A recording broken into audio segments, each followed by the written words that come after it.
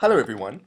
I'm now going to show you how to use the various services like Gmail or Google Drive, Bitly, and bring them all together to make a clicker system or an audio audience response system. So the first thing we need to do is, if you're at the Google page, you need to log into your Google account. So we're going to go in the big red block at the top, sign in, and I'm going to type, if I can remember the name of my account, PS Tech Training. You can type at gmail.com, but it's not necessary.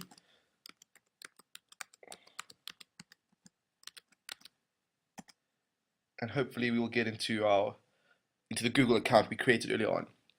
Okay, at the top you'll see there's a plus PS. I'm now in my Google account, and I'm logged in.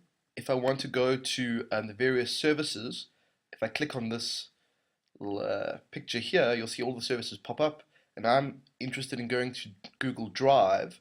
Google Drive is where I'm going to find a service called Google Forms. You could go via Gmail. I'll show you how to do it as well that way. So I could have clicked on Drive, it would have taken me straight to Google Drive. But if you're more familiar going to Gmail first, that's fine too. And we should see that familiar black bar at the top. And you'll see here you have your choices of Google services. So right now what we want to use is we want to use Google Drive. So we click Google Drive. And once we're inside Google Drive, we now can use a whole bunch of Google Drive applications. Okay, if you look around, you'll see this big red block over here. This is important because it gives you access to the various services. So let's press create, and I've given a whole bunch of choices. The one I want to click on is the form. So click on Google Form, and up pops, given a moment or two, essentially you can see the background stuff is happening, and then this dialog pops up. And so we're just going to say get started. You don't need to worry about anything too much else. I'm going to give it a name, and I'm going to call this MCQ Form, multiple choice question form. And I'm going to choose the non-default. I'm going to choose something different. And that can be helpful later on when you're trying to distinguish between what's live on the internet and what isn't. So I'm going to choose Books Classic. We can always change this at a later stage, so there's no reason to worry about your choice. You press OK. Alright. Now if you look at the page, you'll see there's sort of a header over here. Don't worry about those for now. We're going to deal with them in a moment. But for now, all I'm going to do is click in the box that says question title. And my question I'm going to ask is, choose the correct option, because I'm going to make a multiple choice form here. I don't need any help text for now.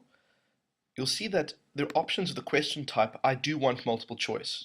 So make sure that's on multiple choice. And my options are going to be A, so I'm going to click A, and then I'm going to press enter, and if I do that, it drops to the next blocks. I'm going to go B, C, D, E, and I was just pressing enter every time between each option. Okay, now, you're going to make this a required question, because you want everyone to fill it in, so you'll tick that box, and then you're going to click done. And right now, this is all your form is, and it's all it needs to be. At the bottom here, I would say just leave it the same as before. Show link to submit another response. That's fine. You don't need to touch the other things right now at this stage. At a later stage, you can look at those. Okay, so I've got the form. So the first thing I want to do is I actually want to choose. Now I'm going to go up to this top header here.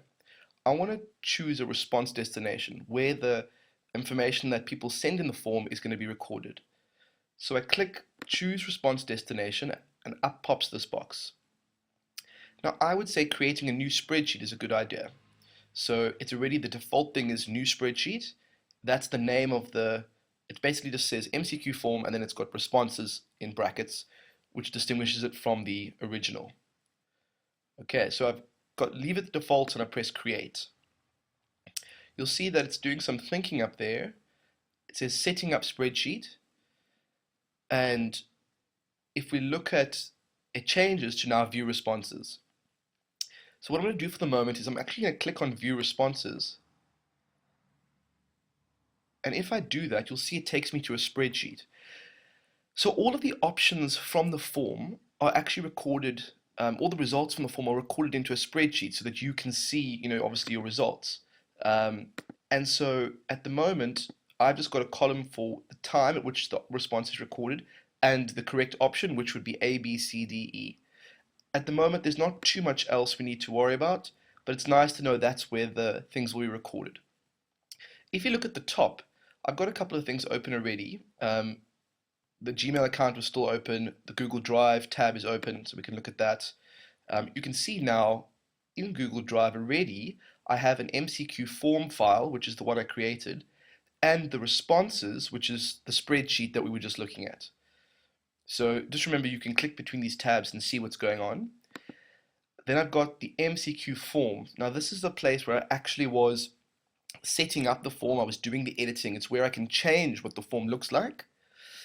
And then the responses page looks like this. And they're always kind of attached because you've got your front end that the world sees, and then you've got the back end, which is what you see with all the results.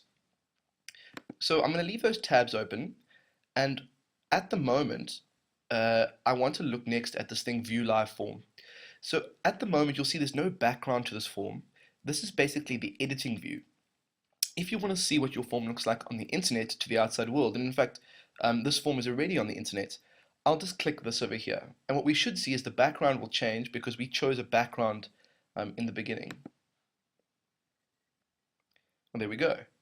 So here is my form, and this is the one that's on the internet. If I took this address and I sent it to someone in an email, they would be able to go to this form and fill it in and submit a response. Let's do that quickly. Let's just do a test one. Let's choose option A and press submit. And it says thanks. Now you'll see you can submit another response. You can restrict that option, in the settings previously, but for now it's often nice to allow people to submit more than one response if you're doing multiple goes at the form. But basically it's been recorded. Now if everything's worked out, we would expect to see that data recorded in our form. And in fact there it is. So you can see at 8:46 response A was recorded, and in fact if we go back to that tab that had the submit another response, let's do another one. Let's record something as B. I press submit, and if we go back to responses, then we've done that, and there's B over there. So you can see it's recording pretty accurately what's going on there. Okay, I'm going to close this over here. So what you'll see is, in summary, we've managed to create a basic Google form, and we created that in this view over here, the editing view. We have the responses that go with it, which are recorded into a spreadsheet, and all of these, Google Forms live inside of Google Drive, and you'll see that those two files are sitting in Google Drive. So what I'm going to do is I'm going to close the two tabs that I had open, and basically all I've got now is Google Drive open.